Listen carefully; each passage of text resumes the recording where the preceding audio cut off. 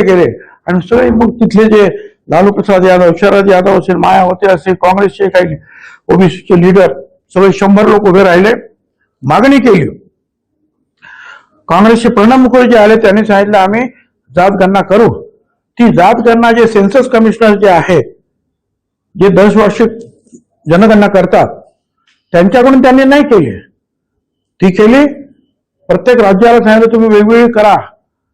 गावातली ज्या ग्रामविकास खात्याने करा, शहरातली ज्या नगर विकास खात्याने करा. आणि त्याच्यामध्ये आम्ही सगळे फसलो. आणि मग प्रत्येक वेळा आम्ही गेलो, काही मागितलं की कोर्ट म्हणतं की तुमची लोकसंख्या किती, तुमचा एम्पिरिकल डाटा काय आहे. सुमित्राताई महाजन ज्या लोकसभेच्या सदस्य होत्या, अध्यक्ष व्हायच्या अगोदर बीजेपीच्या 16 खासदारांच्या कमिटी त्यांच्या अंडर होते. त्यांनी अभ्यास केला आणि सांगितलं की यांना या ओबीसीला आपण जसं दलितांना, आदिवासींना भारत सरकारकडून मदत देतो तशी दिली पाहिजे, पण डाटा नाही, तो डाटा द्या. त्यांनी सेन्सस कमिशनरला सांगितलं, काही झालं नाही. मनमोहन सिंग कमिटी आली, पवार साहेब, चिदंबरम त्या कमिटीमध्ये होते. तसंच झालं नेमकं परत की आम्हाला सुद्धा वाटतं की त्यांना द्यायला पाहिजे, परंतु डाटा नाही. सेन्सस कमिशनरने तो डाटा गोळा करावा आणि ते करतच नव्हते. आणि झालं तर झालं आम्हाला. आणि मग आज आम्हाला आनंद हा आहे की आताचे प्रधानमंत्री महोदय मोदी साहेबांनी जाहीर केलं की आम्ही जात गणना करू. आणि आमची ती अपेक्षा आहे. कारण हो जाऊ, प्रत्येक वेळेला आम्हाला का कोर्टामध्ये जावं लागतं, प्रत्येक वेळेला आम्हाला का भांडावं लागतं, म्हणून म्हटलं जात गणना करा. सर, अनेक मंत्री ओबीसी समाजाचे आहेत, परंतु ते राजकीय लाभ घेतात आणि एवढ्या आक्रमकतेने ओबीसी साठी लढत नाही. त्याचं उत्तर मी काय देऊ, त्याचं उत्तर त्यांना तुम्ही द्या.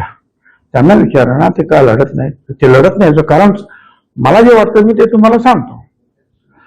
कारण जसं दलितांसाठी राखीव मतदारसंघ आहे, आदिवासींसाठी राखीव मतदारसंघ आहे, तसं ओबीसीसाठी राखीव मतदारसंघ नाही. त्यामुळे आम्ही ओबीसीचे जे उमेदवार आहोत, साळी, माळी, कोळी, तेली, तांबोळी, वंजारी, धनगर जे काय असतील ते ओपन मध्ये आम्ही उभा राहतो. आणि ओपन मध्ये आम्हाला मराठा समाजाची सुद्धा मतं हवी असतात आणि ती आम्हाला मिळणार नाही पुढं, आणि ते आम्हाला पाडतील म्हणून कदाचित ही मंडळी गप्प बसतात. हा इथे पण प्रयोग झाला ना. 2 दिवस हे जरांगे इथे येऊन बसले आणि आमची जे युवभावाची माणसं ज्यांना पाणी दिलं, सगळं दिलं, ते सुद्धा मराठ्याची ज्यांनी डोक्यात राग घातले आणि आमच्या विरुद्ध गेले. मताधिक्य माझं बरंचसं कमी झालं, पण इतर सगळ्यांनी सावरल्यामुळे मी निवडून आलो. त्यामुळे ते सगळे घाबरतात किंवा हे असं झालं तर, म्हणून कदाचित ते बोलत नसतील. सर, जरांगेने कसा आरोप केला आहे तर तुमची जी सभा होती ती अजित दादा पवार पुरस्कृत होती. अरे त्याचं काय ऐकतं, त्याचं काय डोकं आहे का, मूर्ख मनुष्य का, काय सांगणार तुम्ही. काय ते जरांगे आता काय त्याचा अभ्यास नाही ना. सामाजिक प्रश्नाचा अभ्यास आहे ना, राजकीय प्रश्नाचा अभ्यास आहे. फक्त एखादं भाषण करायचं आणि त्या हॉस्पिटलमध्ये जाऊन झोपायचं आणि तुम्ही तुमचे असे दांडकी तिथेच ठेवलेले असतात. कोणी काय बोललं तर झोपेतून उठले का तुम्ही त्यांना विचारता, बोला त्यासोबत ते बरोबरते. काय तुम्ही साहेब, 2017च्या शेतकरी कर्जमाफी संबंधी उच्च न्यायालयानं निर्देश दिले की 6 आठवड्यात ही रक्कम आता देण्यात यावी. मुख्यमंत्री देवेंद्र फडणवीस यांच्या पहिल्या कार्यकाळात 2017 मध्ये जाहीर केलेल्या कर्जमाफी योजनेची रक्कम 6 आठवड्यात उर्वरित लाभार्थ्यांना द्यावी असे निर्देश देण्यात आलेले. या योजनेचा लाभ 6,56,000 शेतकऱ्यांना होणार. आता जर कोर्टाने जर निर्णय दिलेला आहे आणि उर्वरित हा शब्द तुम्ही वापरला, म्हणजे काही उरलेले आहेत त्याच्यातले, असं नाही का दिलं नाही, त्यांनी दिलं, पण काही उरलेले असतील त्यांना द्या तर तो देण्यात येईल. साहेब, हैदराबाद गॅजेट आल्यानंतर काही ओबीसी अस्वस्थ झाले का, म्हणजे लोक, आणि आत्महत्या देखील करायला 15 आत्महत्या आतापर्यंत झाल्या. काय करायचं, कारण लोकांना असं वाटतं की आमच्या मुलाबाळांचं भविष्य अंधारमय झालं. त्यांच्या शिक्षणावर गंडांतर येणार आहे, त्यांच्या नोकऱ्यांवर गंडांतर येणार आहे. लहान लहान जे आहेत, आज पंच सरपंच होत होते गावागावातून, लहान लहान एखाद्या पदावर, ती सुद्धा सगळं संपली. हे असं वाटणं स्वाभाविक आहे. आणि त्या पोटी ह्या आत्महत्या होत आहेत. ते आम्ही त्यांना सांगतो की बिचारा, आणि आजही तुमच्या द्वारे सगळ्यांना सांगतो हात जोडून, कोणी आत्महत्या करू नका. अरे लढूया ना. छत्रपती शिवाजी महाराजांच्या ह्या स्वातंत्र्याच्या जे स्वराज्य त्यांनी मिळवलं, त्या लढाईमध्ये तुम्हीच मावळे म्हणून लढलात ना. आता पण लढूया ना आपण. आत्महत्या करून कसं काय चालेल? पण ते दुःख जे आहे त्यांना सहन होत नाही, एवढाच विषय आहे. साहेब, ओबीसीच्या वाट्यातून काही देऊ नका ही माझी भूमिका आहे असं वडेट्टीवार म्हणताय. मात्र कालच्या सभेवरून त्यांनी असं एक विधान केलंय की भुजबळवाला टार्गेट करताय सरकारचं संरक्षण करण्यासाठी. अजिबात नाही. असं आहे की मागच्या वेळेला बीड जाळलं गेलं ह्या दरिंदेच्या लोकांनी. त्यावेळी मी सांगितलं की मी आता आवाज उठवणार. त्या मिटिंगला हे आले वडेट्टीवार, आणि त्यांनी अतिशय जोशपूर्ण चांगलं भाषण केलं की भुजबळ साहेब, पक्ष वगैरे बाजूला, समोर दिसताय ना हा झेंडा, पिवळा झेंडा, हा झेंडा आपण हातात घेऊया काय, आणि ओबीसीचं रक्षण करूया. आपण सगळे एक आहोत दाखवून देऊ. मला आनंद वाटला. काय चक्र फिरली. त्याच्यानंतर हिंगोलीला आम्ही सांगितलं येतो म्हणाले, गेले तेलंगणाला. परत सांगितलं पंढरपूरला या, आलेच नाही.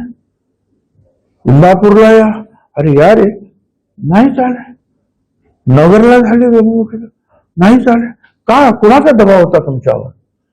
एखाद्या मिटिंगला तुम्ही नसता आला, पण बाकीच्या मिटिंगला आणखी कुठेतरी यायला पाहिजे, नाही आला.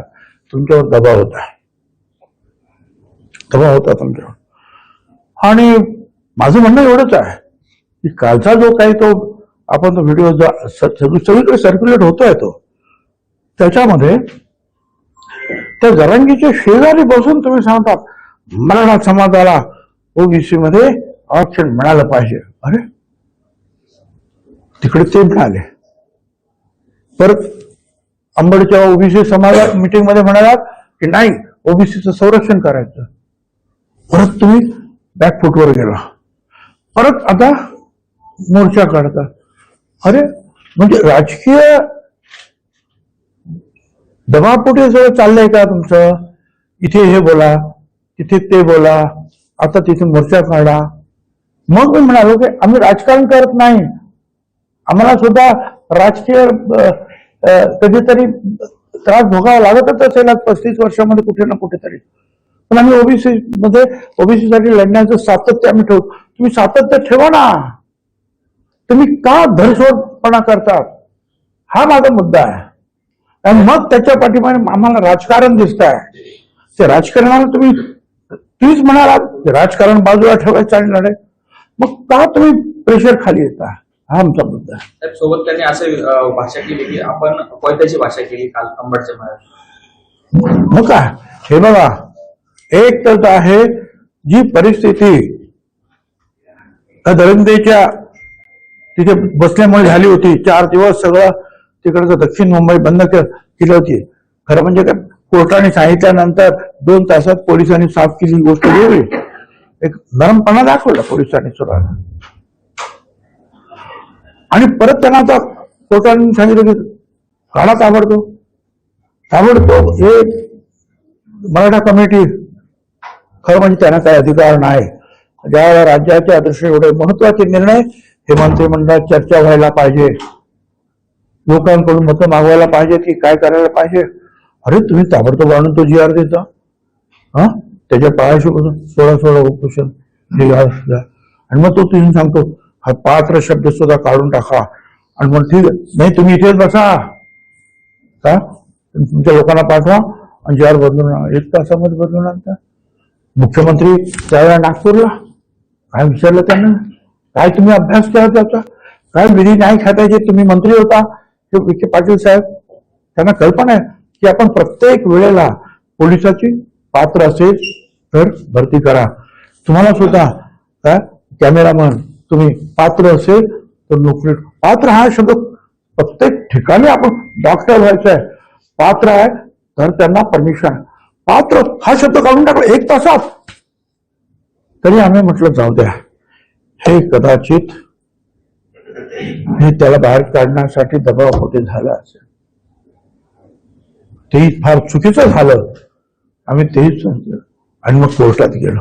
ठीक आहे, आम्हाला खात्री आहे, कारण तुम्ही 2 हायकोर्टाचे निर्णय डावलले, 4 आयोगाचे निर्णय तुम्ही डावलले आणि सुप्रीम कोर्टाचा ज्या निकाल येतो लॉ ऑफ द लँड आणि तो सुद्धा तुम्ही डावलला.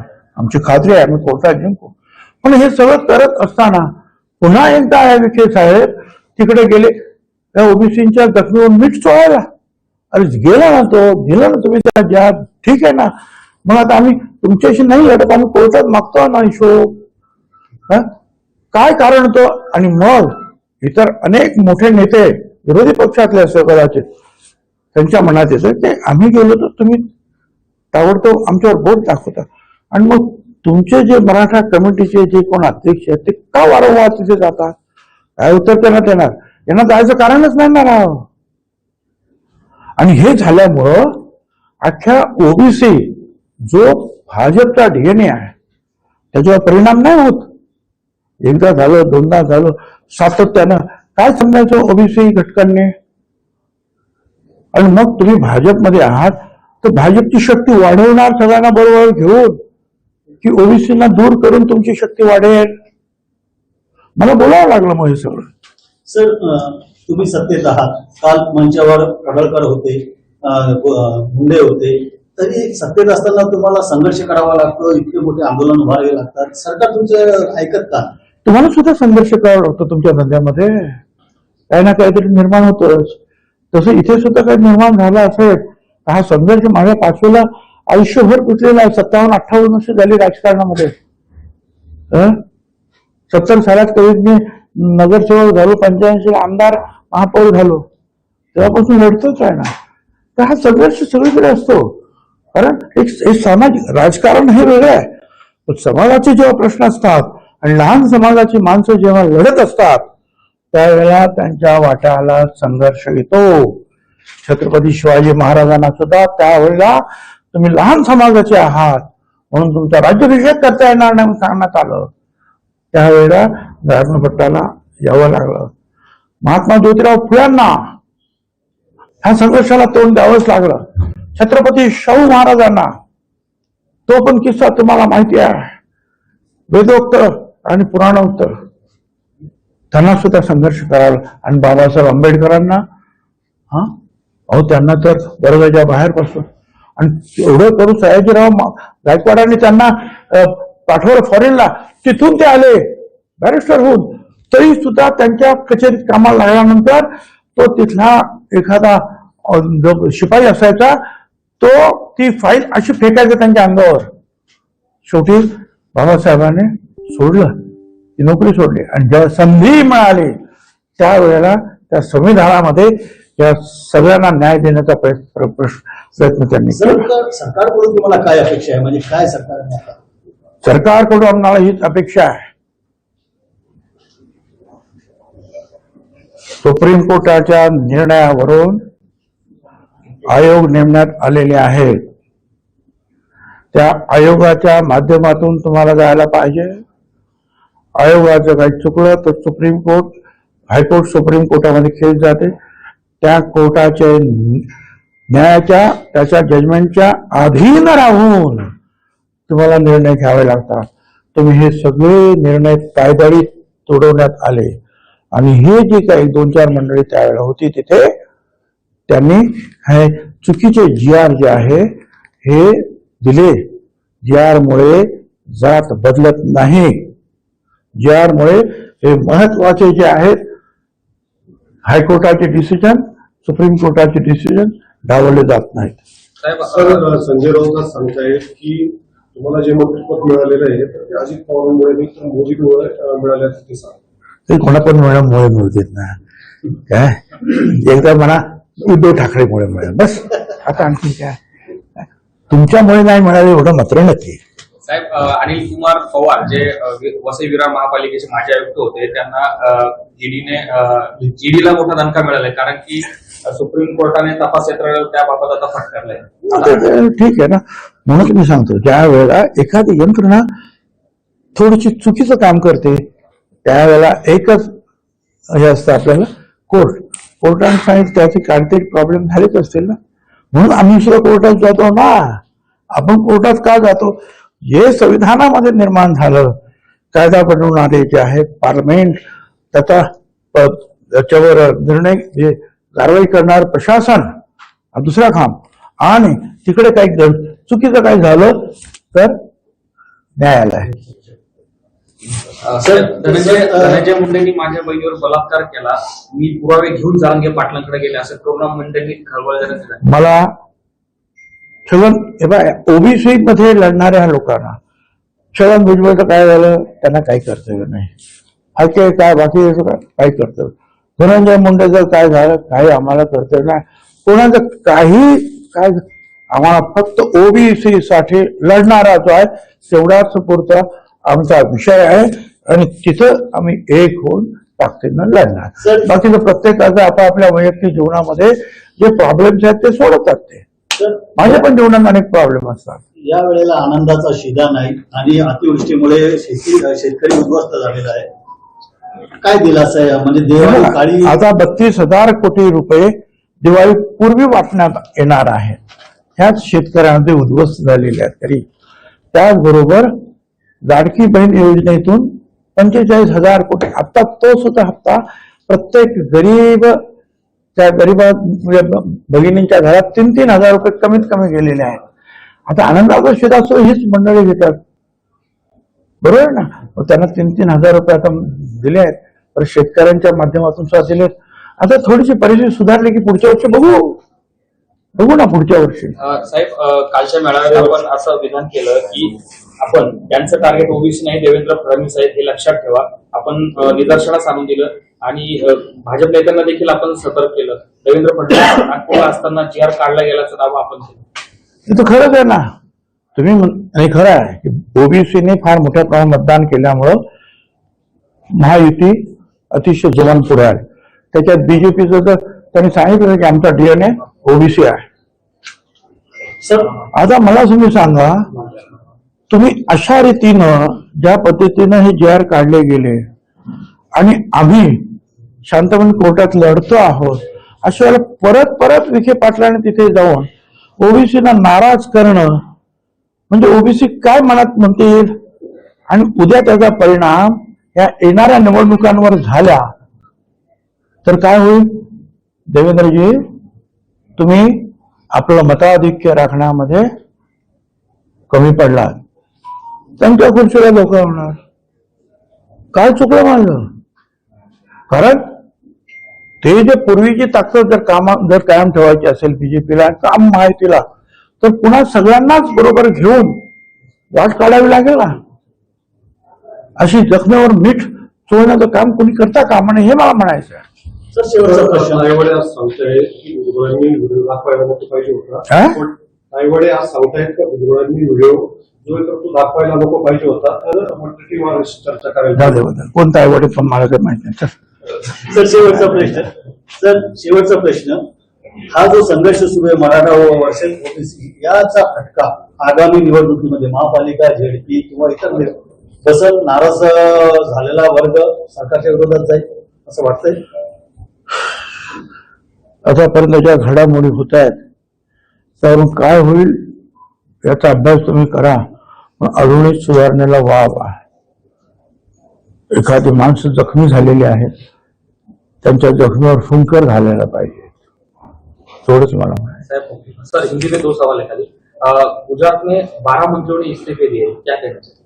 अभी ठीक है ना, वहाँ का जो है राजकारण, हम यहाँ जो है महाराष्ट्र के राजकारण में हम इतने बिजी हो गए, हम क्या जाने वहाँ क्या बन रहा है. सर, अपना महाराष्ट्र का सवाल है. रोहित पवार ने वोट चोरी के आरोप पर कहा है कि ये चिंताजनक है और इससे लगातार चर्चा हो रही है. रोहित पवार ने वोट चोरी के ऊपर आरोप किया है. अरे पता नहीं भाई, कौन चोरी कर रहा है, कौन चोर है, कौन सिपाही है. अगर कुछ है तो कोर्ट है ना देखने के लिए. और किसानों की दिवाली इस साल काली होने वाली क्योंकि फसल हाँ, वो जो है काली दीवानी जो है वो कुछ थोड़े मायने में क्यों ना हो, आनंदी हो, इसलिए तो 32,000 करोड़ के ऊपर दिवाली के पहले इन लोगों को दिया जा रहा है। Okay, thank you sir, thank you. बहुत बहुत शुक्रिया आपको।